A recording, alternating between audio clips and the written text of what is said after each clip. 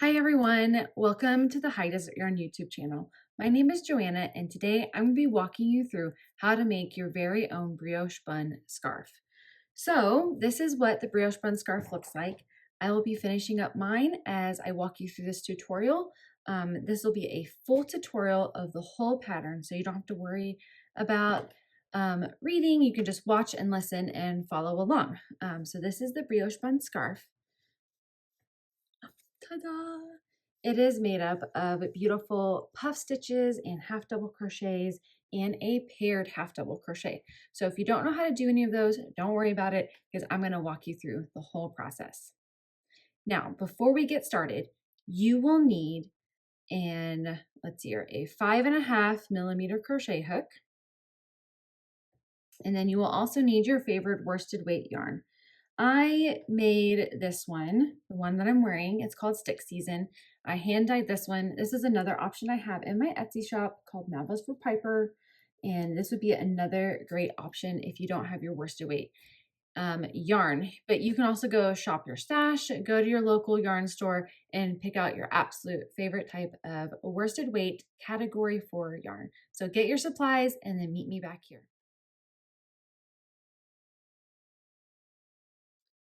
Okay, so let's start working on this scarf. First, we're going to create a slip knot and then insert our hook into the slip knot. Okay, so starting with the wide size option, we're going to do a chain of 33 stitches. Okay, I've got 33 chains right here. And then we're going to move on to row 1. So in row 1, we are going to half double crochet in the second chain from the hook. So our hook is currently here through this loop and we're going to count 2 chains back. So 1, 2. This is where we're going to place our first half double crochet. So if you're new to half double crochet, follow along. If you know how to do it, then go ahead and you can place half double crochets in every single chain across for row 1. But if you're brand new to half double crochets, we're going to yarn over, insert our hook into this second chain from the hook, yarn over, and then pull up a loop. So now we've got 3 loops on our hook. Then we will yarn over and we're going to pull through all 3 loops. And that's going to be our first half double crochet. So let's do that again in the next chain. Yarn over, insert your hook into the next chain, yarn over and pull up 1 loop. We have 3 loops on our hook, yarn over and pull through all 3 loops. So just repeat that process, go slow, and we're going to do half double crochets in each chain all the way across for row 1. Okay, so we have created half double crochets in each chain across, and you should have 32 half double crochets for row 1. So for moving on to row 2, we are going to chain 2, 1, 2, and then we're going to turn our work. And an important thing to note, these chain 2s or the turning chains do not count as a stitch. So we're going to turn our work and then we're going to start working in this first stitch from row 1. For row 2, we are going to half double crochet into this first stitch. And then next we're going to start up our paired half double crochets. So it's kind of like doing a half double crochet 2 together, but instead of joining 2 stitches and we're making decreases, we're going to be starting the first part of the stitch in the previous stitch that we already worked in. So that way we don't lose any stitches. We're not decreasing throughout the whole row. We're just creating some more interesting kind of fabric that's a little bit lightly textured. So we're going to yarn over. We're going to insert our hook right here back into the stitch we worked in, yarn over, and pull up a loop. We're going to have 3 loops on our hook, just like any other regular half double crochet. And then we're going to yarn over again, insert our hook into the next stitch, yarn over, and pull up a loop. So now we've got 5 loops on our hook. Then we're going to yarn over and we'll pull through all 5 loops. So there we have it. We finished our paired half double crochet, and you can see that there's one part of the stitch going into the previous stitch, and then the second half of the stitch is going into the next stitch. So we're going to repeat that again all the way across the row. So yarn over, insert into the previous stitch, yarn over, and pull up a loop. Then we're going to yarn over, insert into the next stitch, yarn over, and pull up another loop. 5 loops on our hook, yarn over, pull through all 5 loops to complete. So we're going to finish that all the way across into the end of the row. You should have 1 stitch left in your row, and I'll show you a special trick on where I like to place my stitches to kind of help keep the ends of my scarf more even.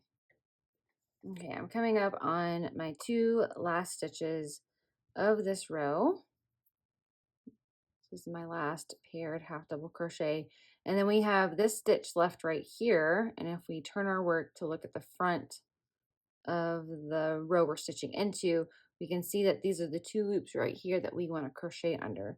But if we go back to the row we're working on, I have actually liked to crochet not under these 2 loops that are usually traditionally crocheted under, but I like to go under kind of like that turning chain, the top of the turning chain from that row. And I found out that this just kind of helps make our edges stay a little more straight. Let me pull over my scarf from here and just show you. Now, it's not necessarily the best example. I don't know if I've done it on every single row and edge, but you can tell like it does kind of get to be a little bobbled in some areas. And so if we can crochet into that turning chain, especially on this edge, the other edge, it'll help keep our edges more straight. And you can always block your work after you finish your scarf and weave in all the ends if you want to try to get these edges like crisp and clear and absolutely perfect, but it is not necessary if you do not like to block. All right, so we're going to be starting on row 3. Also, one more tip, since we're on row 2, if you are using a hand-dyed yarn, now is a great time to go ahead and alternate and change to a new skein after this second row. You're going to just carry the non-working yarn up the side of the scarf, just like I did over here. You will have these little bit of loops here that if you want, you can crochet a border on the edges, but on the front side of the work, you can't tell there's anything there. So why do we do this? We do this because even in the same dye pan for hand-dyed yarns, you're going to get discrepancies in the color. Colors might pull a little differently on the skein. And even if when you're caking your yarn, you may cake them in opposite directions. And so it's always ideal to just go ahead and alternate skeins so you don't get that kind of funny color pooling that you can get with hand-dyed yarn and even with commercially dyed yarn too. That's happened to me in the past. So moving on to row 3. So row 3, we're going to chain 2 and then turn. And then this one's super easy. We're just going to go ahead and half double crochet all the way across the row. And at the end of this row, I would just double check our stitch counts to make sure we're still staying in that even number, that we've got 32 stitches, and we can move on to the puff stitch row afterwards, a bit crisper. So for row 4, we are going to turn or chain 2, 1, 2, and then turn our work. And this is the fun row. I love the slanted puff stitch. I'm a huge fan of the puff stitch in general. And this one is extra fun because we are putting them on a slant. So we're going to start our first stitch as a half double crochet. So yarn over, insert into that first stitch, yarn over, pull up a loop, yarn over, and pull through all 3 loops. Now this is the part where it can kind of trip some people up. We are going to skip this next stitch. This is the second stitch of the row and we are going to skip it. And in this stitch, the third stitch of the row, we are going to put another half double crochet. So skip this stitch, leave it empty, and put a half double crochet here. All right, so now you can see that we've got hole. We got to fill that hole, because if we want an even, definitely 100% even edges, we have to have the same stitch count in row 4 as we did in row 2. Otherwise, we're either going to start slanting off to this way, slanting off to that way, or we're going to be scrunching in if we've decreased stitches. So we're going to be working our puff stitch into that stitch that we skipped, which is the second stitch of the row. So we're going to yarn over, insert our hook into that skip stitch, and you can tell that we're going to start coming around the post of that half double crochet. So yarn over, pull up a loop, 3 loops on your hook, yarn over, insert your hook into that same stitch, yarn over, and pull up another loop. We have 5 loops on our hook, and we're going to do that one more time. Yarn over, insert your hook into the same stitch, yarn over, and pull up another loop. 7 loops on our hook. Now we're going to yarn over and pull through all 7 loops on that hook. And we have just made our very first puff stitch. It is leaning this way to the left, and that's exactly what we want. So we're going to repeat that 2-stitch process all the way across. So we're going to skip the next.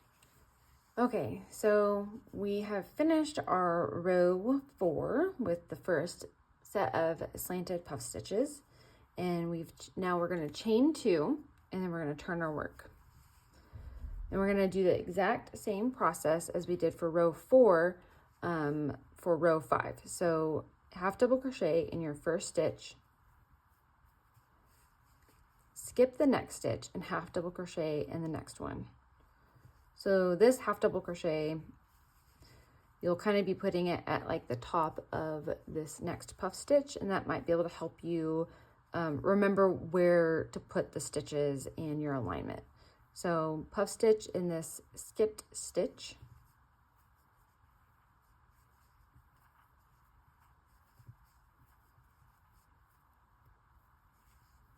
Okay, and then we're going to keep going. So skip the next one, half double crochet, and then puff stitch into the skip stitch.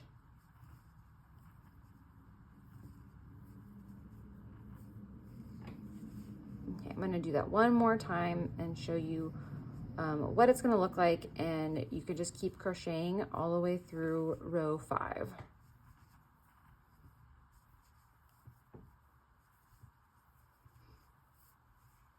Okay, so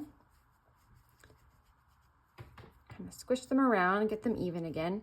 So you can tell that they're a little bit offset from each other, and that is on purpose. And so if yours looks like this, then you're doing it right. And so just keep on going all the way across the row, and I'll meet you on the other side. Okay, we're going to chain 2 and then turn our work. And then we're just going to place a half double crochet in each stitch across. This is row 6, and we're going to be repeating rows 2 through 6 until we reach the end of our scarf.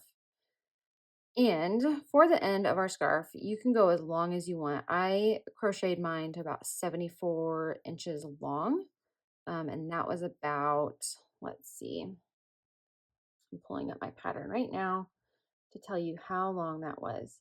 So that was about 31 repeats of rows 2 through 6. If you're making the cowl, listen up. I need you to stop after 9 repeats of rows 2 through 6. You can make it a little longer. And one more thing before I leave you, if you enjoyed this tutorial, please like and subscribe. If you want to be the first to know about anything happening with High Desert Yarn, you're also welcome to join my newsletter and my trail crew. And I hope you have just had as much fun crocheting with me as I have with you. So thank you again, and I hope you have a wonderful day.